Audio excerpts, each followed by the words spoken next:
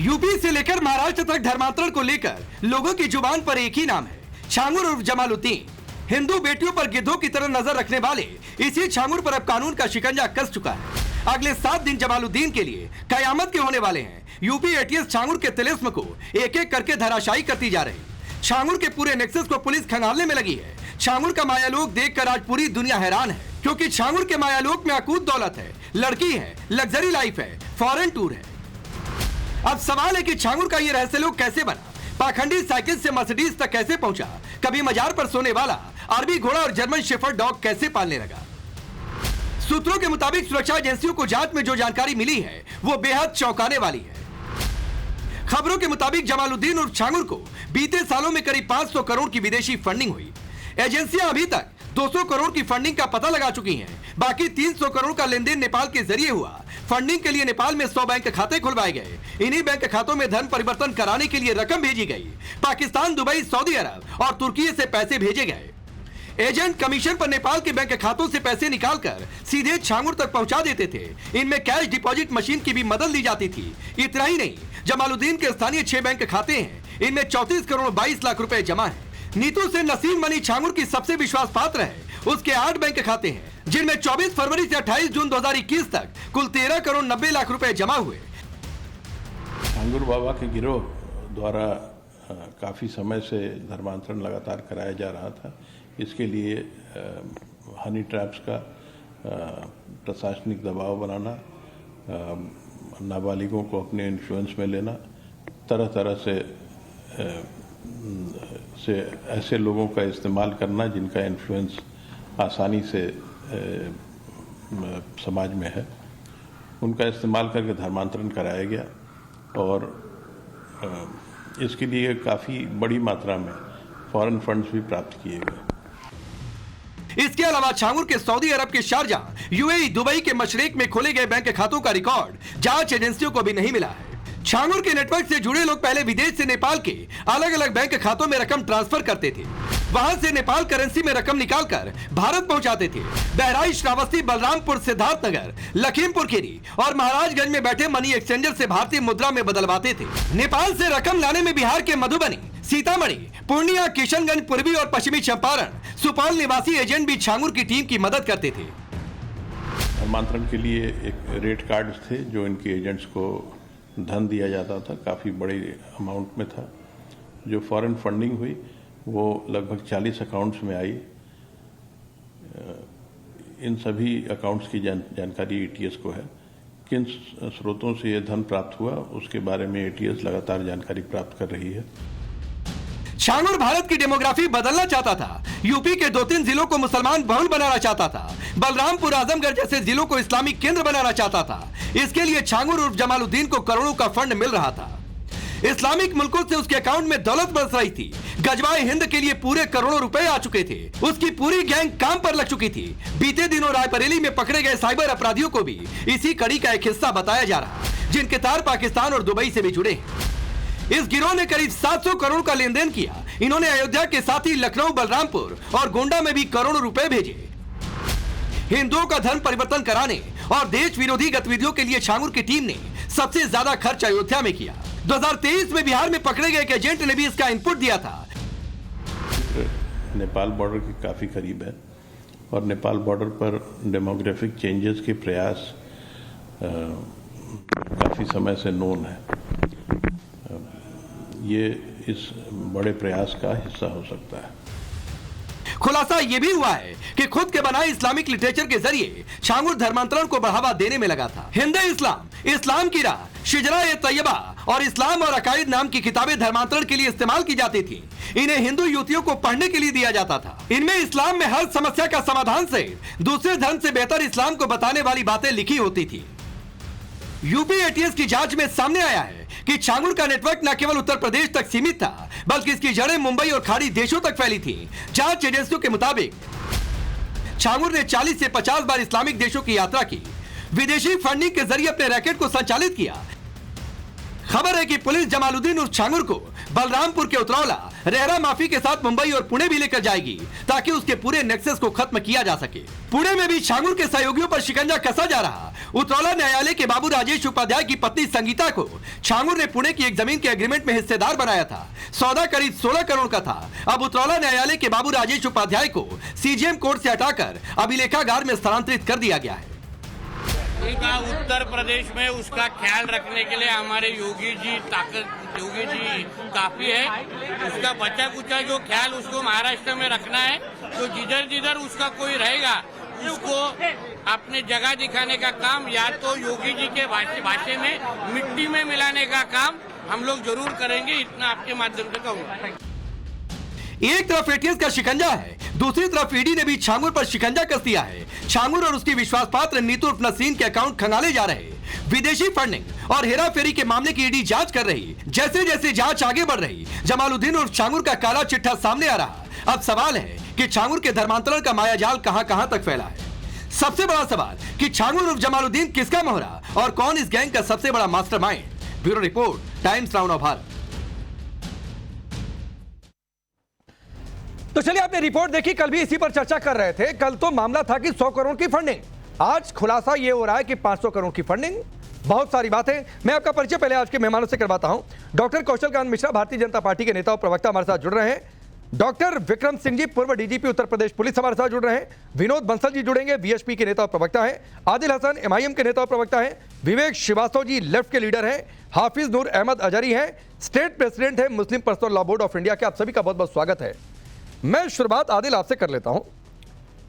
जो खुलासे हो गए, 100 नहीं 500 करोड़ मुस्लिम देशों से फंडिंग आई, 500 करोड़ की फंडिंग आई, 200-300 करोड़ की फंडिंग तो एस्टैब्लिश हो गई, बाकी पैसा नेपाल के जरिए आया। अभी भी छांगुर में उसका धर्म खोजा जा रहा है, बावजूद इसके कहे कि भाई ये तो भारत को इस्लामिक राष्ट्र बनाना चाहता था, हटाओ, कार्रवाई करो, धर्म मत देखो। देखिए राकेश भाई, हम तो जानते नहीं है क्या है इस्लामिक राष्ट्र। जितना बीजेपी और आरएसएस वाले इस्लामिक राष्ट्र पढ़े हैं, उतना तो हम पढ़े ही नहीं।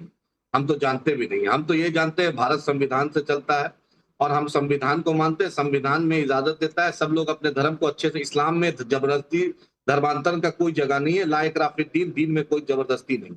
मेरा यही कहना है कि लॉ ऑफ द लैंड होना चाहिए। इसका मतलब जो आप 500 करोड़ 100 करोड़, यानी योगी आदित्यनाथ सरकार फेल हो गई थी, अजीत डोवाल फेल हो गए थे, border home ministry of defence minister fail हो गया था, इंटेलिजेंस 8 साल की सरकार योगी की और 11 साल की मोदी की सरकार फेल थी। ये नेक्सस को इन लोग पकड़ नहीं पाए। इस्तीफा दे दीजिए। निशिकांत दुबे ने तो साफ साफ बोल दिया कि दिल्ली में योगी आदित्यनाथ की जरूरत नहीं है, 15-20 साल यहीं रहे।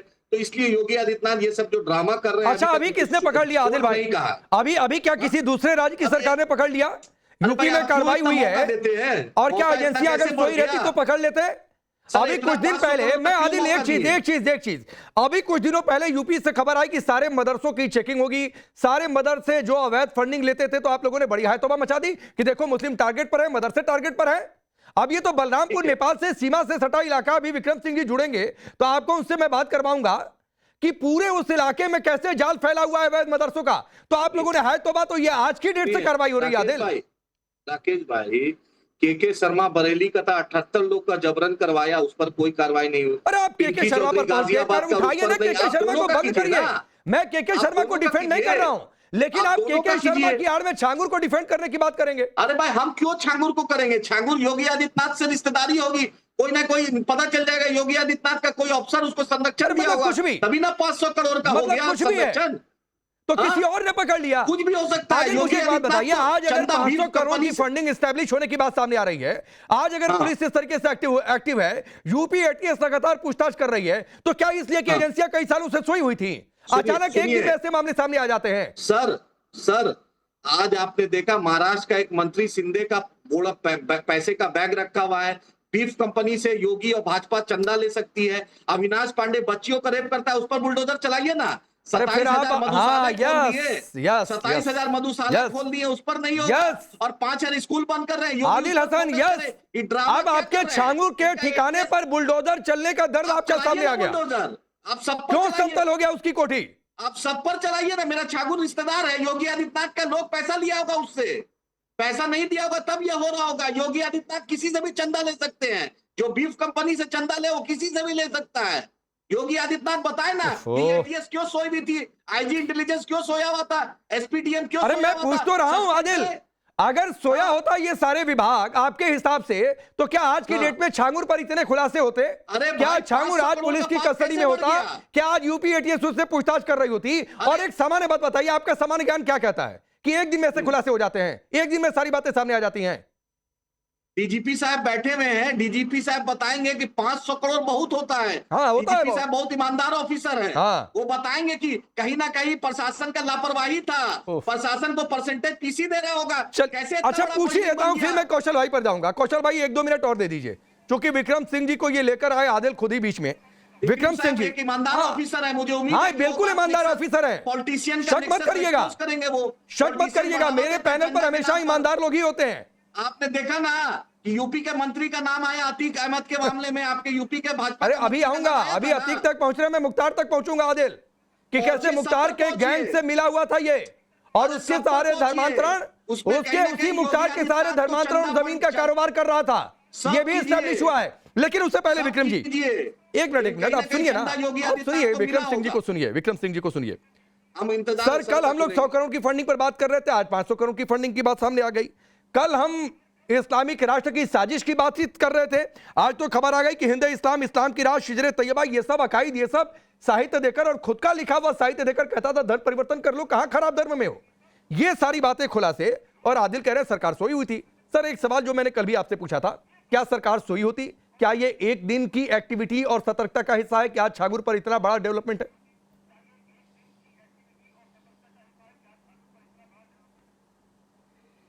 राकेश जी नमस्कार, सभी विद्वान पैनलिस्ट को मेरा नमस्कार। ये एक दिन की बात नहीं थी, अब तक की जो बातें हैं, कल अगर 106 करोड़ 40 खाते थे तो आज 200 खाते और 500 करोड़ की बात आ गई है। नेपाल और 4 खाड़ी देशों के नाम आ रहे हैं, और अभी तो आपने 48 घंटे की विवेचना देखी है। ये पाप का घड़ा अब बताया जाता है कि 15 साल पुराना है, लेकिन एक विद्वान पैनलिस्ट ने कहा था कि क्या वहां के डीएम, वहां के एसपी या जो हमारा शासन प्रशासन था उसकी कोई जिम्मेदारी है? तो मैं ये बताना चाहूंगा, विवेचना में ये चीज निर्धारित की जाती है कि कहां पे किस स्तर पे कोई उदासीनता थी या नहीं थी। अगर उदासीनता थी उसको शामिल तफ्तीश करके उनको भी मुलजिम बना करके जेल भेजा जाता, पहले भी भेजा गया है और फिर भेजा जाएगा अगर कर्तव्य के प्रति। 2010 से लेकर के अगर कोई राजनेता का संरक्षण है, जो कि मुझे पूरा संदेह है, और बताया भी जाता है कि किसी राजनेता का वहां पर जबरदस्त उसका हस्तक्षेप था और संरक्षण था, क्योंकि यह संभव है कि बिना राजनीतिक संरक्षण के इतना बड़ा पाप का साम्राज्य बन जाए। लेकिन अभी राकेश जी हम लोग डिस्कस कर रहे हैं छांगुर बाबा। हम छांगुर बाबा की निंदा बरसना तो कर लें, उसका जो डिमोलिशन हुआ है उसका तो कम से कम हम प्रशासन को सपोर्ट कर दें, और जो हुआ है एटीएस और यूपी पुलिस को, सरकार को बधाई तो दे दें। अगर हम फिर अपनी बात न करके इधर उधर की बात करेंगे, पहले ये देखें कि इतना बड़ा ये जो कोड, जो कि छांगुर बाबा, आपने बिल्कुल सही कहा कि चांद औलिया दरगाह, शिजराए तैयबा, लोगों को लव जिहाद में डाल करके करना, मैं तो कह ही रहा हूं। और मैं एक चीज और कहूंगा, जिस बाबू के पत्नी ने उसके हिस्सेदार बनी पार्टी की और उसके एक पार्टी बन करके उसने बराबर का हिस्सेदार किया, अभी केवल उसका तबादला हुआ है, ये कोई सजा हुई? आप बिल्कुल चाहे, पहले मैं चाहूंगा कि जो गवर्नमेंट सर्वेंट कॉन्डक्ट रूल्स का अवहेलना हुई और जो पुणे की जमीन में वो पार्टनर बनी, इसलिए मैं चाहता हूं कि बाबू भी बर्खास्त हो, बाबू भी मुलजिम बने। और बाबू तक अगर बात रहेगी तो वो भी प्रशासनिक ट्रेजेडी होगी। मैं चाहूंगा चाहे किसी स्तर पे अगर संलिप्तता हो, जो कि संलिप्तता निश्चित मैं अपने अनुभव से कह सकता हूं, संलिप्तता के बिना आप छोड़ दीजिए। यहां पर आप जरा सा अपने घर में आप ईंटा सीमेंट गिरवा लीजिए तो 4 मोटरसाइकिल वाले आके पूछने लगेंगे ये कहां से आया। अब आप अगर जरा सा निर्माण करें तो 4 एजेंसी के लोग आके हमसे पूछेंगे, और यहां मालूम पड़ा कि 18 करोड़ की एक अट्टालिका बन गई और कोई पुरसाए हाल नहीं। ये सर 40 कमरे, इसकी जांच, mini power house, German shepherd पाल रखा था, साइकिल से चलने वाला आदमी मर्सिडीज चलाने लगा जी। अजीब हालत है। विवेक श्रीवास्तव, और ये डिबेट शुरुआत होने से पहले विवेक जी ने बताया, जब ये रिपोर्ट चल रही थी कि मैं भी उतरौला से, मुझे आज पहली बार पता चला कि उतरौला से हैं, और उतरौला न्यायालय का बाबू जिसका जिक्र विक्रम जी कर रहे हैं जी, उस बाबू राजेश उपाध्याय की पत्नी संगीता को छांगुर ने पुणे की एक जमीन के एग्रीमेंट में हिस्सेदार बनाया था। अब उस पर भी कार्रवाई हो रही है। तो सर कौन कौन साझेदार रहे हैं, सबका हिसाब किताब होगा।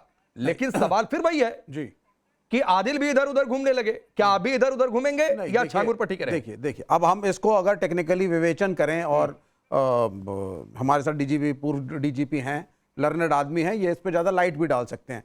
यहाँ पे दो तरीके के केसेस मेरे को दिख रहे हैं from a technical legal perspective. Number 1, money laundering, कि आप पैसा कहीं से ला रहे हो, किस तरीके से ला रहे हो, कैसे आ रहा है, किन डिस्ट्रिक्ट्स में जा रहा है, कैसे एक्सचेंज हो रही है नेपलीज करेंसी इंडियन करेंसी से, ये एक केस बनता है। दूसरा केस बन जाता है कि साहब आप जबरन कन्वर्जन कर रहे हो कि नहीं कर रहे हो, वो फोर्स्ड है क्या है, इसके ऊपर जो हमारे कानून है उनका पालन होना चाहिए, ठीक है। लेकिन कहीं ना कहीं इसके अंदर जब आप ये लिख रहे हैं कि साहब वो इस्लाम को बहुत अच्छा दिखा रहा था और मोटिवेट कर रहा था, तो अगर मैं हिंदू हूं और अगर मैं अपने धर्म को अच्छा दिखाता हूं, that I don't think is a criminal offence. तो वो क्यों दिखाया जा रहा है? नहीं, अच्छा दिखाना बुरी बात नहीं है, वो तो कोई लेकिन बुराई नहीं दूसरों है। को बुरा कहना बुरी बात है। नहीं, आप देखिए, आपने आधी लाइन सुन ली। नहीं, आप अरे कहिए आप अपने धर्म को अच्छा, मैं अपने धर्म को अच्छा कहूंगा, लेकिन आजादी साहब अपने धर्म को अच्छा कहेंगे और कहना भी चाहिए। देखिए, लेकिन अब ये हो कि मैं कहूंगा कि हिंदू ही धर्म सबसे अच्छा, इस्लाम बुरा है, या फिर आजादी साहब कहें कि इस्लामी सबसे अच्छा, हिंदू बुरा, ये गलत है। भाई किसी को बुरा कहना तो बात गलत है, तो बात होती है। लेकिन हर व्यक्ति अपने धर्म को अच्छा मानता है।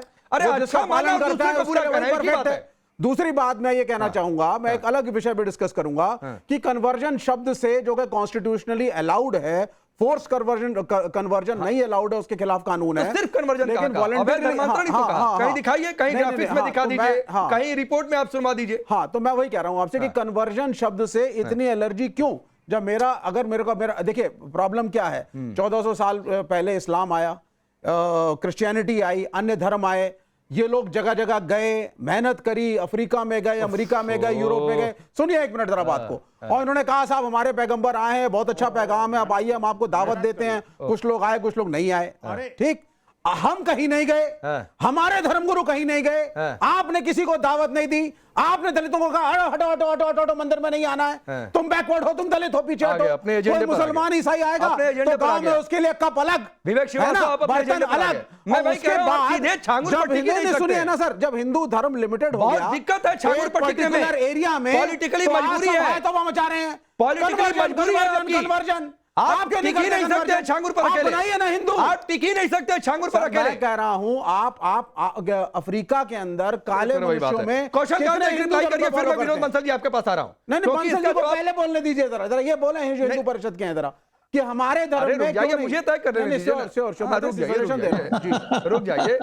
मैं इसलिए पहले इनसे चाह रहा हूं जी, क्योंकि आपने पहली लाइन पॉलिटिकल ले ली जी, और आप दलित वोट बैंक की ओर शिफ्ट हो गए। हाँ, तो ये एजेंडा बहुत क्लियर है कौशल कांत भाई, और एजेंडा बहुत क्लियर ये है कि दलित वोट बैंक वाला खेल खेलो, छांगुर पर नहीं टिकना है। छांगुर पर टिकेंगे तो मामला फिर गड़बड़ है, वोट बैंक वाला है। देखिए, इतनी देर की बहस में सब लोग अपने आप को खुद ही नंगा कर रहे हैं, जिनकी जो हकीकत है वो अपने आप सामने, मुझे बोलने की जरूरत ही नहीं पड़ रही है। जो हमारे देश में क्रिप्टो हिंदू बैठे हुए हैं और कुछ छुपे हुए भारत का विरोध करने वाले लोग बैठे हुए हैं। कुछ लोग ऐसे हैं जिनके नाम में मुसलमान है, उसके बाद भी वो कहते हैं कि वो धर्मांतरण के बारे में कुछ जानते नहीं है, गजवाए हिंद के बारे में कुछ जानते नहीं है। जब तक इस तरह का पॉलिटिकल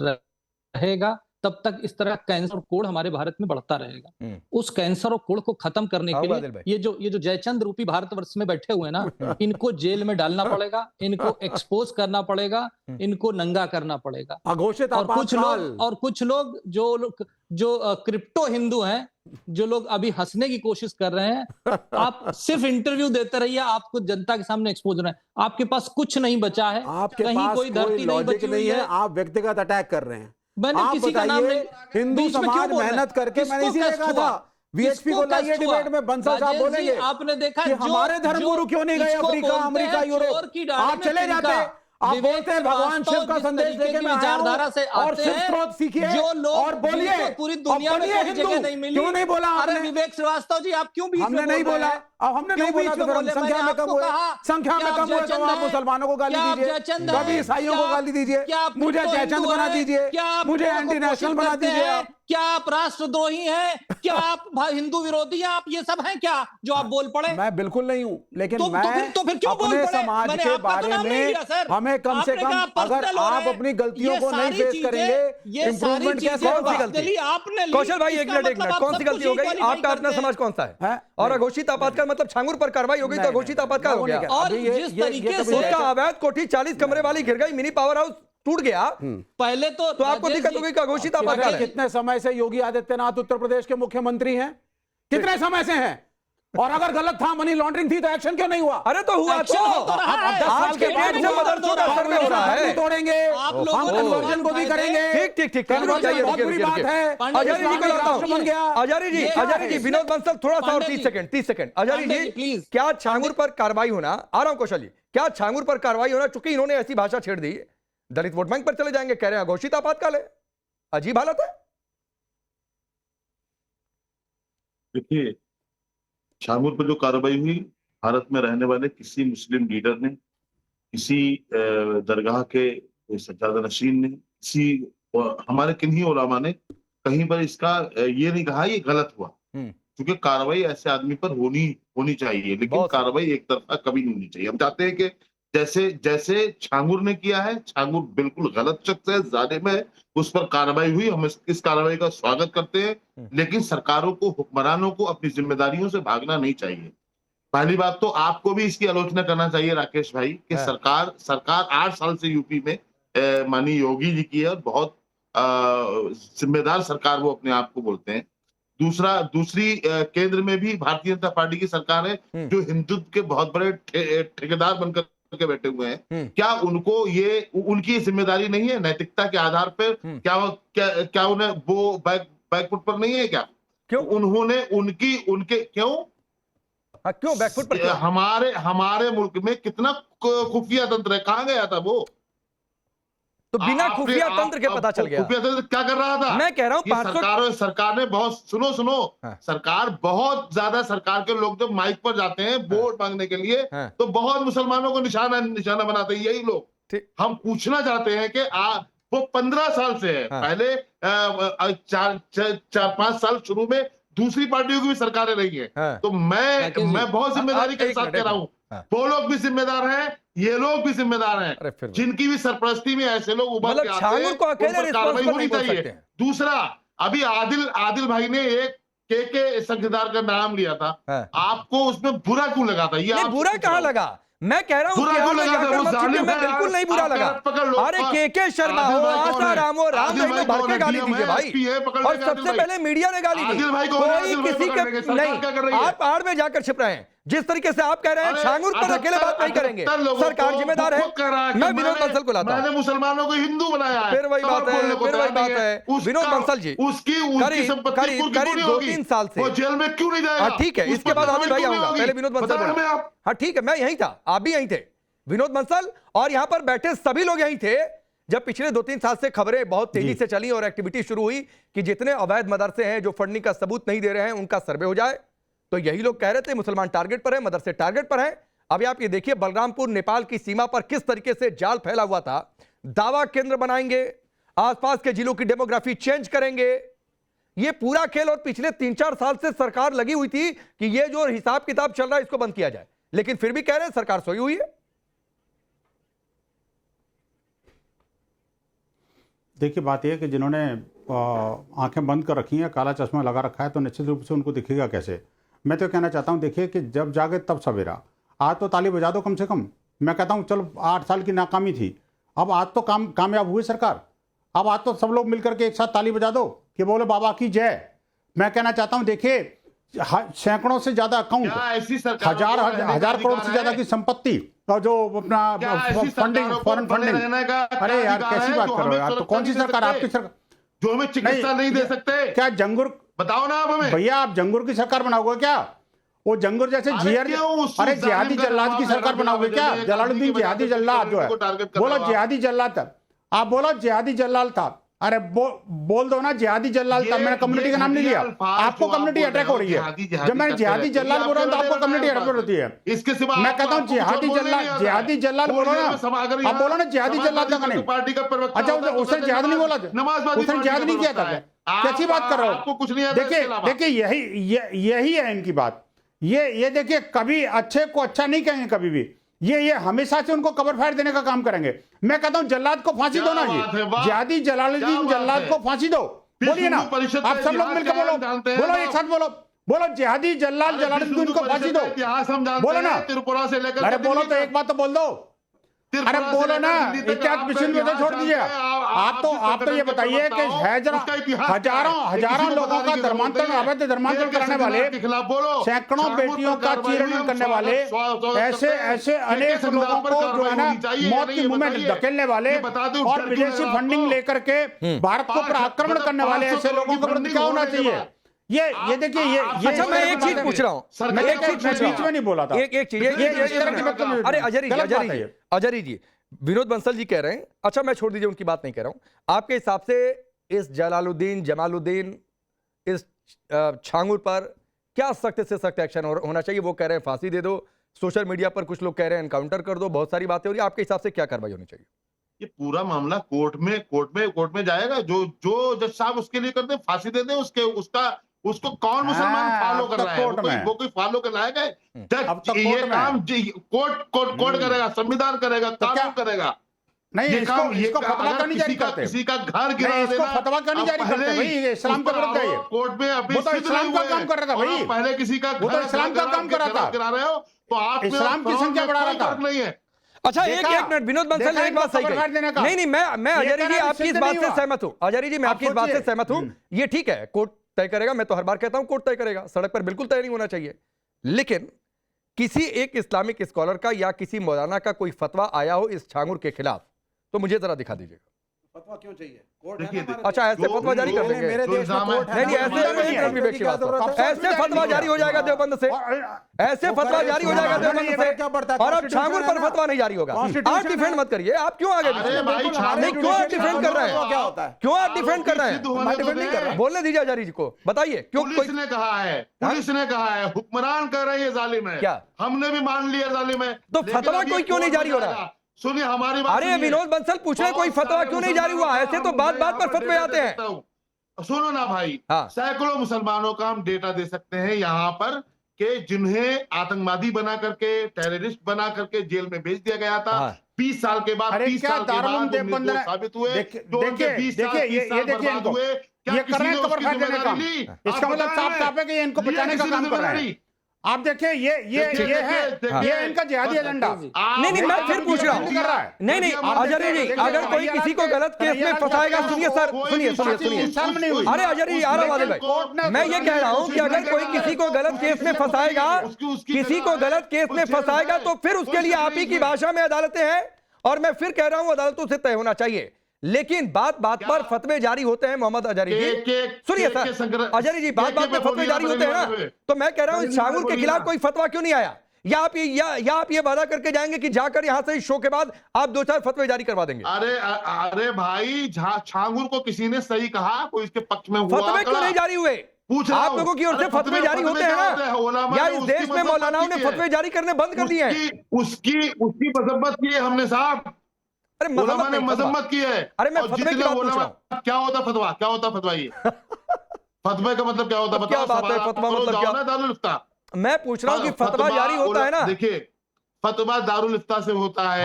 आप तो किसी मुसलमान की जबान से निकले हुए अल्फाज को फतवा आप कह देते हो। नहीं, मैं उसको नहीं फतवा की परिभाषा पढ़ी, मैं नहीं कहता हूं। कोई वहां पर जाए, कोई जाए, सवाल करे। देखिए, कोई दारुल इफ्ता जाए, चाहे देवबंद जाए, चाहे वो बरेली जाए, जहां भी दारुल इफ्ता है, जहां इस्लामी बातें बताई जाती है, वहां सवाल करे, वहां मिल जाएगा, जवाब मिल जाएगा। कोई ऐसे थोड़ी ना आपने कहा फतवा आप दे दो। फतवा उसको कहते हैं सवाल का जवाब। ठीक है, आदिल सवाल करना चाहिए ना। हाँ, आदिल, मैं समझ गया। आदिल, आप जो बोल रहे हैं बोलिएगा। इसके बाद एक मिनट, महिलाओं के लिपस्टिक और नेल पॉलिश पे तो आप फतवा जारी कर देते हैं। नेल पॉलिश पर किसको कहां बैठकर पढ़ना चाहिए, कैसे नहीं होना चाहिए, बात बात पर फतवे आते हैं। तो आदिल, आप जो कह रहे हैं वो कहना चाहिए, कहिए, लेकिन उसके साथ मैं पूछ रहा हूं कि छांगुर के खिलाफ फतवा जारी होना चाहिए कि नहीं? बोलिए। ये राकेश भाई वहां पे बैठे मौलाना ने साफ कहा फतवा मतलब होता है दारुल कज़ा में जाकर बात रखिए, उस पर फतवा होता है। कोई आम आदमी फतवा नहीं देता, मुफ्ती फतवा देते हैं। और बीजेपी के जो प्रवक्ता अभी मुस्लिमीन पर कह रहे थे, जाना चाहिए ना वहाँ पे। देख लीजिए आपको जाना चाहिए ना जी। अरे बंसल साहब 240 पर आ गए, क्यों नहीं जाते आप? 240 पर आ गए, पंक्चर हो रहा है। भाई साहब मुझे बताइए, दिल्ली में देखिए गुड़गांव डूब रहा है, पुलिस पर अब आपका दुकानदारी बंद हो रहा है बंसल साहब, इस पे तो फतवा जारी हो जाएगा, नोट का घोड़ा गिर रहा है। नाबालिग सब जगह रोड खत्म हो रहा है, नितिन गडकरी का टायर पंक्चर हो रहा है, हलाला पर फतवा जारी हो जाएगा। सुनिए आप, हलाल ये पर फतवा आपका जारी हो देश जान जाएगा। गया, आपका मक्का लिया जा रही 11 साल से। पर हमला होता है तब आपका फतवा अब जारी जान नहीं होता गया है। देश के दुश्मन भारत के अंदर पैदा हो नवाज जाते हैं और शरीफ उसके के बाद फतवा बिरयानी जारी आप नहीं भी खाते होता। जाके। इस्लाम के नाम पर ये जो जिहादी एजेंडा चलता रहता है कहते रहिए, कहते रहिए, मुझे कोई इस्लाम के दिक्कत नाम नहीं पर है, आखिरकार कहते जो रहिए, आतंकवादी अड्डे चलते कहते रहते हैं रहिए, वहाँ फतवा बीपी जारी बढ़ नहीं जाएगा होता। आपका। आप मुझे बताइएगा हजारों करोड़ रुपए की फंडिंग जो है ना विदेशों से आकर के भारत के अंदर जमा हो जाए, देश विरोधी गतिविधियों में लग जाए, उसमें फतवा जारी नहीं होगा। तो भाई हजारों हिंदू बेटियों का अच्छा एक मिनट आदिल 30 सेकंड समय दीजिए। विक्रम जी बार बार इशारा कर रहे हैं, वो कुछ ऐड करना चाहते हैं, फिर डिबेट तो चलती रहेगी। वो एक निष्पक्ष आदमी जांच के हिसाब से। सर आप बार बार इशारा कर रहे थे, मैंने बाद में देखा आप कुछ ऐड करना चाह रहे थे।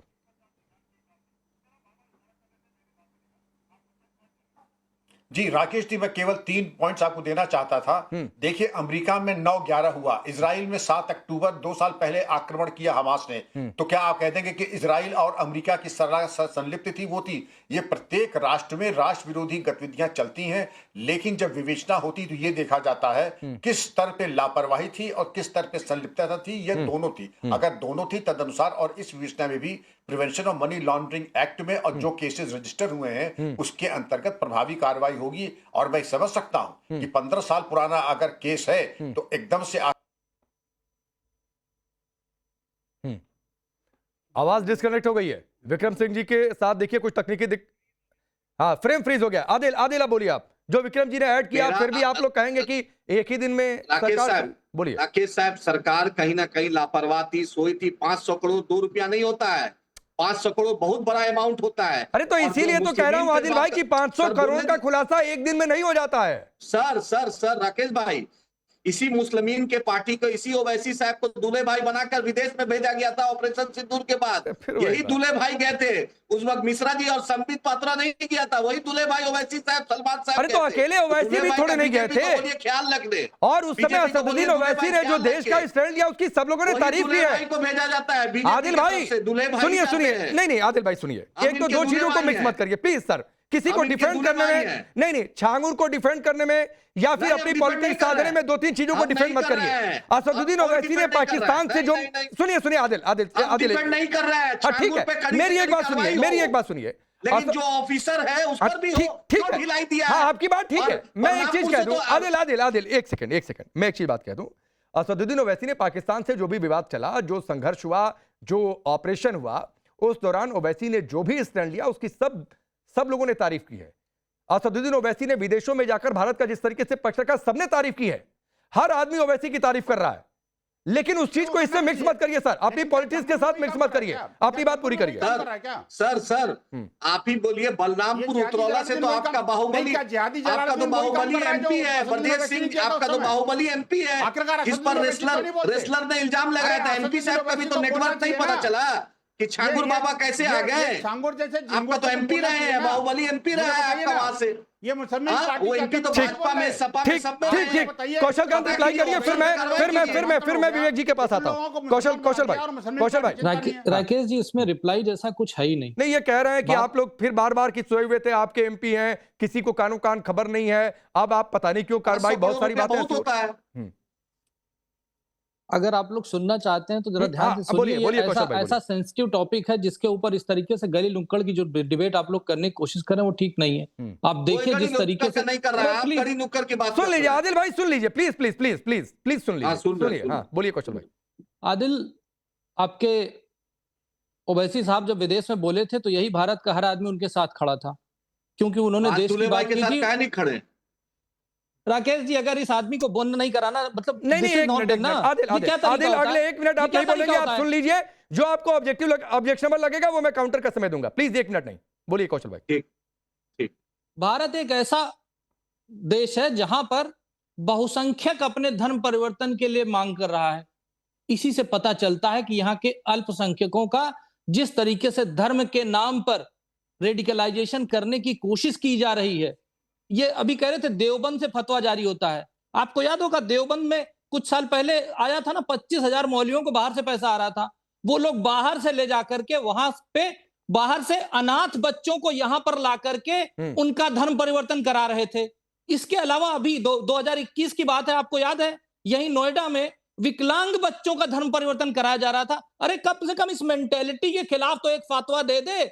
इस देश का जो देवबंद है या जो भी लोग इसके ठेकेदार बनने की कोशिश करते हैं, इतने सेंसिटिव इशू को आप लोग मजाक की तरह उड़ा रहे हैं। आप बांग्लादेश को देख लीजिए, आप पाकिस्तान को देख लीजिए, आप अफगानिस्तान को देख लीजिए, वहां का अल्पसंख्यक खत्म हो गया, 40% से लेस देन 4% पे आ गया, 0.4% में पाकिस्तान पे आ गया।